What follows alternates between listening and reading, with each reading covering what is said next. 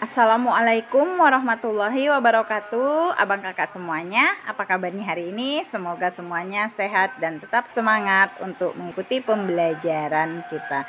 Nah, kembali lagi belajar tematik bersama Miss Carmila di tema 3 tokoh dan penemuan. Subtema 3, ayo menjadi penemu. Nah, pembelajaran 1 dan 2.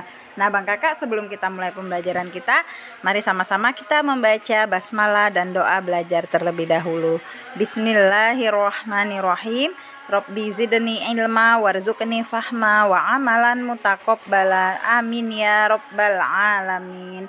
Semoga pembelajaran kita diberkahi dan diridhoi. Nah, tujuan pembelajaran kita adalah 1. Siswa mampu menulis informasi penting dari teks eksplanasi yang dibaca tentang ayo menjadi penemu. 2. Mengidentifikasi perubahan sosial budaya dalam kehidupan masyarakat dalam rangka modernisasi bangsa Indonesia di bidang ekonomi. 3. Siswa mampu menyebutkan contoh-contoh tindakan yang menunjukkan tanggung jawab atas hak dan kewajiban dalam kehidupan sehari-hari dengan benar.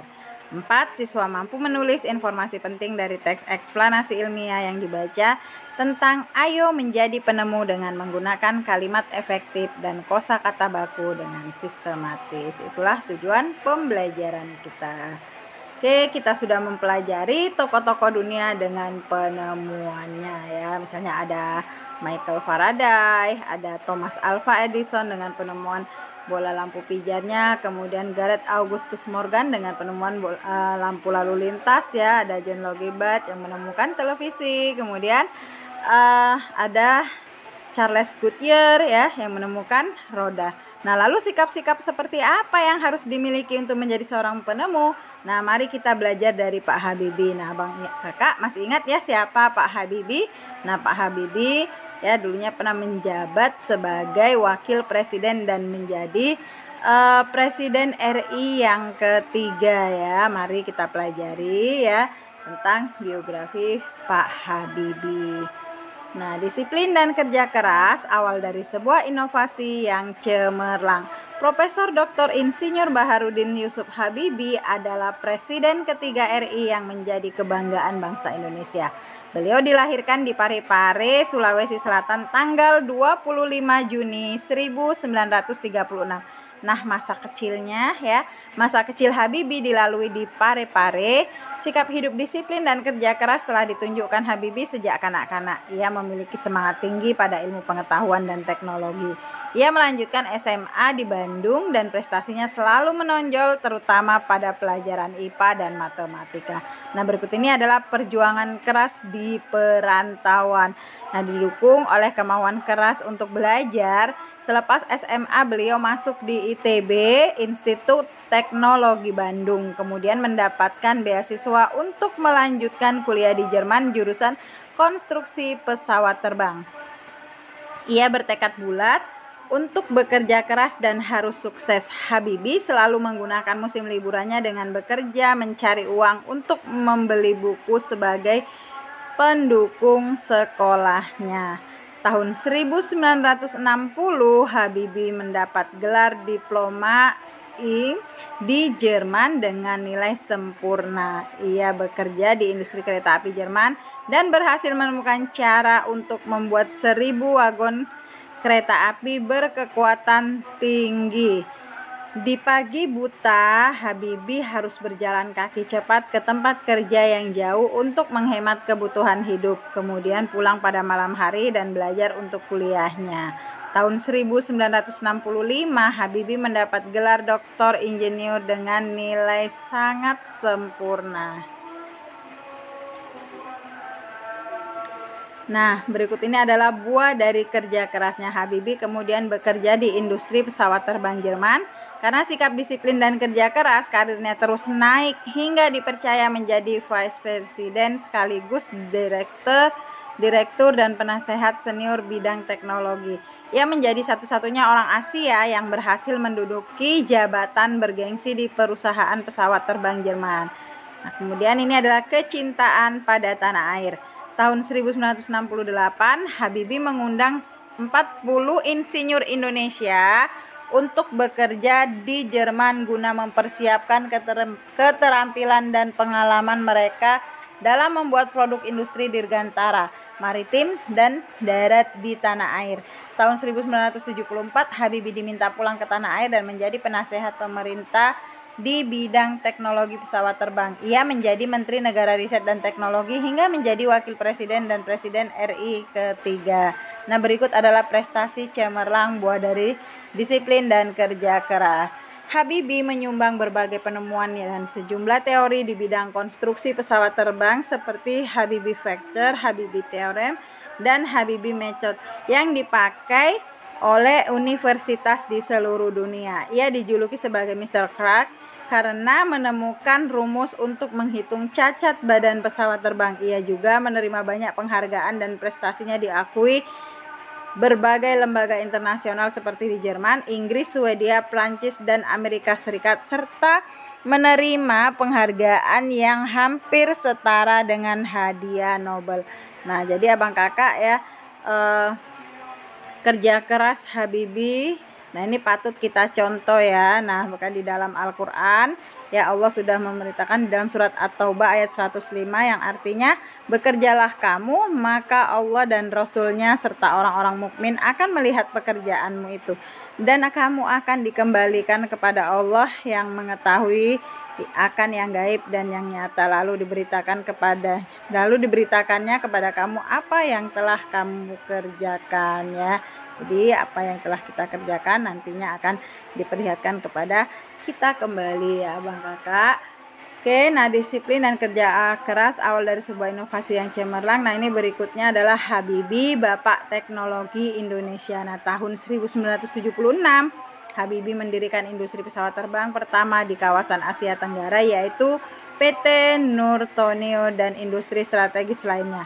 Industri binaannya berhasil memproduksi pesawat terbang, helikopter, senjata, amunisi, kapal, tank, panzer, water cannon, kendaraan RPPM, kendaraan tempur, dan masih banyak lagi baik untuk keperluan sipil maupun militer. Di tingkat dunia, Habibie terlibat dalam berbagai proyek desain dan konstruksi pesawat terbang seperti Fokker, pesawat angkut militer, jet eksekutif, Airbus, pesawat angkut dengan teknologi mendarat dan lepas landas secara vertikal CN-235 dan CN-250. Selain itu, Habibie secara tidak langsung ikut terlibat dalam proyek perhitungan dan desain helikopter, pesawat tempur multifungsi, beberapa peluru kendali, dan satelit di tingkat dunia. Ya, jadi Bapak Habibie ini ya merupakan Bapak Teknologi Indonesia ya. Nah, Habibie dengan penemuannya telah memberikan manfaat yang cukup besar terhadap dunia transportasi ya, khususnya pada transportasi udara. Nah, bagaimana pengaruh alat transportasi terhadap kehidupan ekonomi masyarakat? Nah, Bang Kakak amati proses distribusi dalam kegiatan berikut ini ya. Nah, di sini kita bisa lihat ya, di sini adalah rumah produksinya ya, misalnya pabrik ya, atau tempat usaha. Nah, kemudian barang yang dari pabrik ini didistribusikan bisa melalui pengangkutan darat dan pengangkutan udara ya. Nah, kemudian dibawa ke tempat ini ya, rumah pedagang lagi ya, kemudian didistribusikan lagi ya. Nah, hingga sampai ke pedagang eceran. Nah, sebagai contohnya proses distribusi pulpen ya. Pulpen merupakan benda yang digunakan sehari-hari saat mengikuti pelajaran di sekolah. Nah, dengan adanya pulpen kita dapat menulis pelajaran yang disampaikan oleh guru. Salah satu merek pulpen yang banyak digunakan adalah merek Pilot. Nah, jadi pulpen Pilot diproduksi di Cikarang, Bekasi, Jawa Barat. Nah, setelah melalui proses produksi, pulpen siap diedarkan di pasar induk atau agen. Pulpen tersebut dibeli oleh pedagang eceran dan pedagang eceran menjual kembali di lingkungan sekitar sekolah sehingga murid bisa membeli pulpen tersebut ya. Dengan demikian produsen, agen, dan pedagang eceran semua mendapatkan keuntungan. Jadi dari ya rumah produksinya, dari tempat pabriknya, nah itu didistribusikan ya kepada ini ya pedagang-pedagang besar dulu ya, kemudian didistribusikan lagi ya, baru sampailah ke pedagang eceran ya. Oke, kita lanjutkan. Nah, Kamu pasti suka mendengar radio, bukan? Ayo kita cari tahu bagaimana radio ditemukan ya dengan membaca kisah berikut ini. Nah, ini adalah Guglielmo Marconi, sang penemu radio. Lahir di Bologna, Italia pada 25 April 1874. Nah, sejak kecil ia menunjukkan minat pada bidang fisika dan elektro. Pada tahun 1895, ia memulai penelitiannya sampai menemukan telegraf tanpa kabel. Ini merupakan cikal bakal radio. Pada tahun 1897, Marconi mempresentasikan hasil temuannya. Alat komunikasi dengan menggunakan sinyal tanpa kabel yang mampu menjangkau jarak 19,3 km. Itulah radio yang hingga saat ini dirasakan manfaatnya oleh kita. Tahun 1901, Marconi berhasil membuktikan bahwa gelombang tanpa kabel temuannya tidak akan terganggu oleh lekukan bumi. Ia menyebarkan sinyal radio pertama sejauh 3.380 km sampai menyeberangi Samudra Atlantik. Penelitian Marconi terus berkembang. Selain pemancar radio, ia menemukan perangkat komunikasi lain yang menggunakan gelombang tanpa kabel, yaitu telegram, radio, dan teknologi radar. Atas jasa yang sangat bermanfaat bagi perkembangan ilmu pengetahuan, Marconi menerima banyak penghargaan.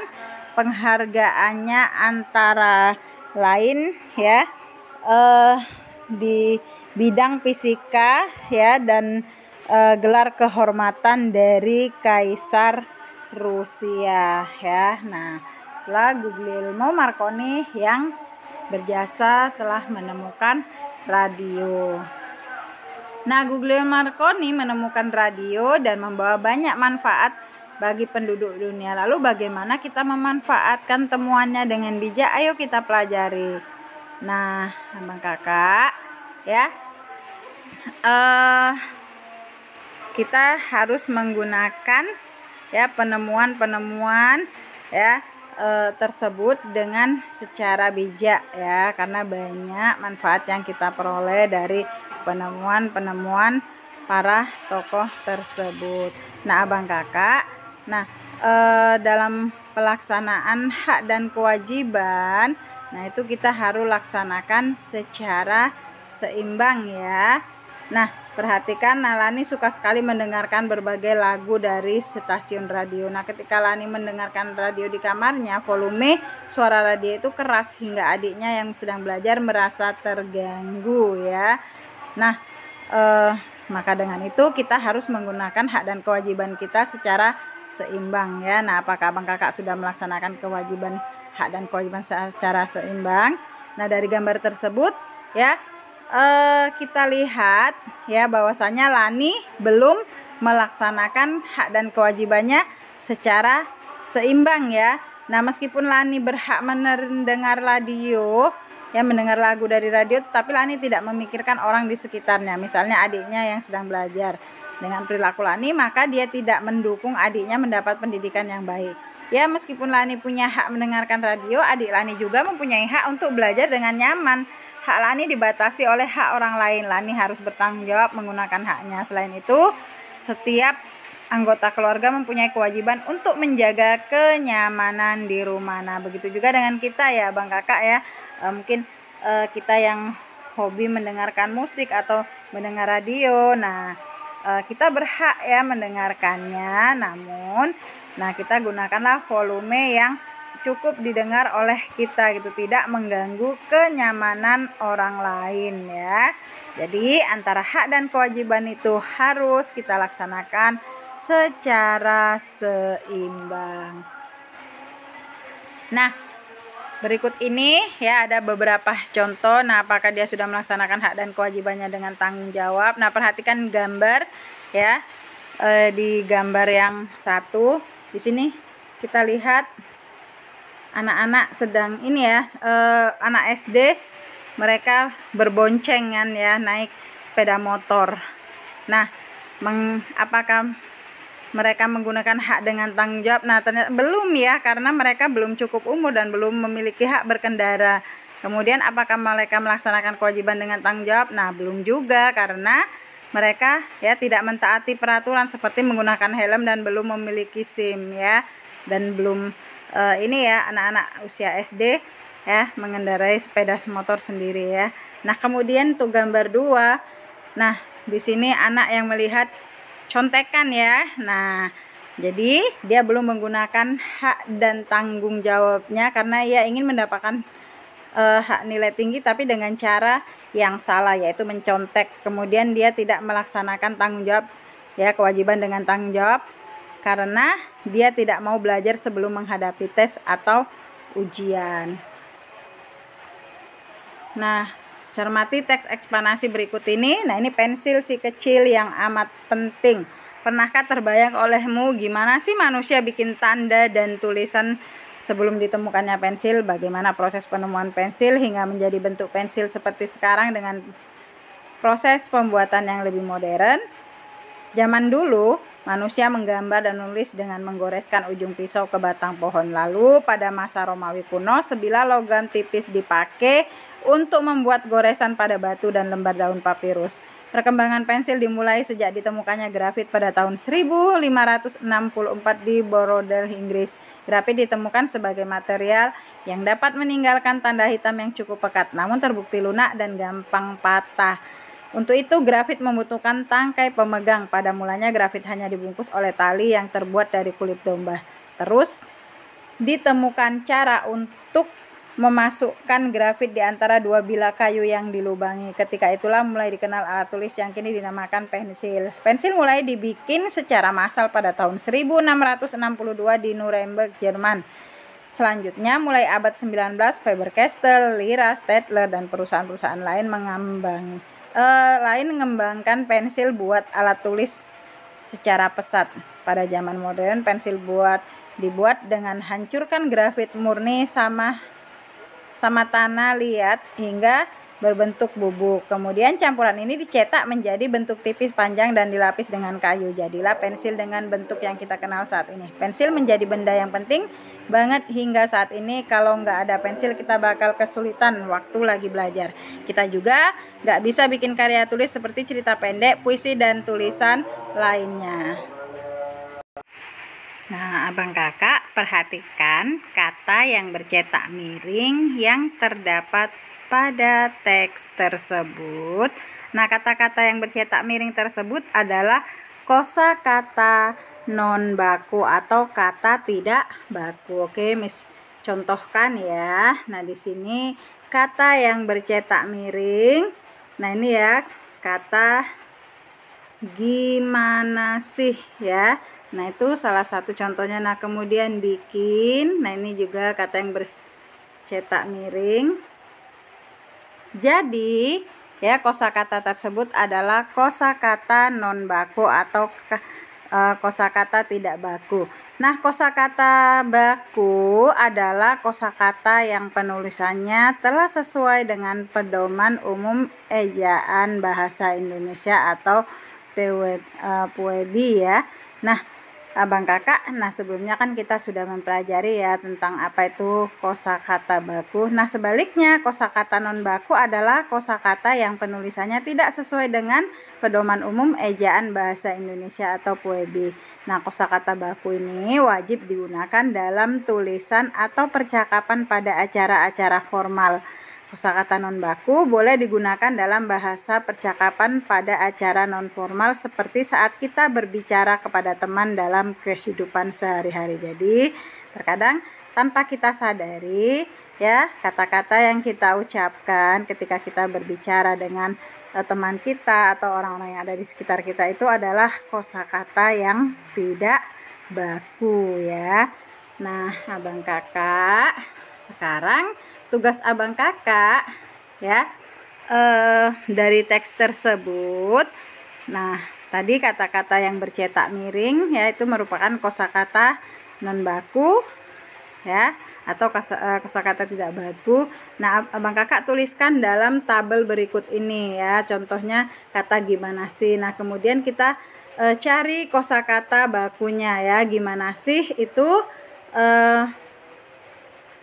kosakata bakunya itu adalah bagaimana. Nah, kemudian tuliskan artinya, yaitu arti kata bagaimana. Jadi kata bagaimana itu merupakan kata tanya untuk menanyakan kondisi atau cara. Nah, Abang Kakak silahkan cari 5 lagi ya kosakata non baku pada teks ya tersebut. Jadi Abang Kakak bisa buka ya, cara mengerjakannya buka buku paket tema 3 di halaman 106.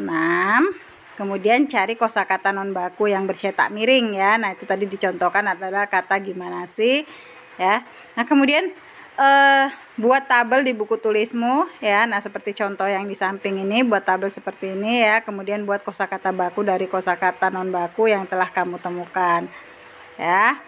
Kemudian carilah arti dari kosakata tersebut di dalam Kamus Bahasa Indonesia, lalu dikirim melalui Google Classroom, melalui WA juga boleh ya Abang Kakak.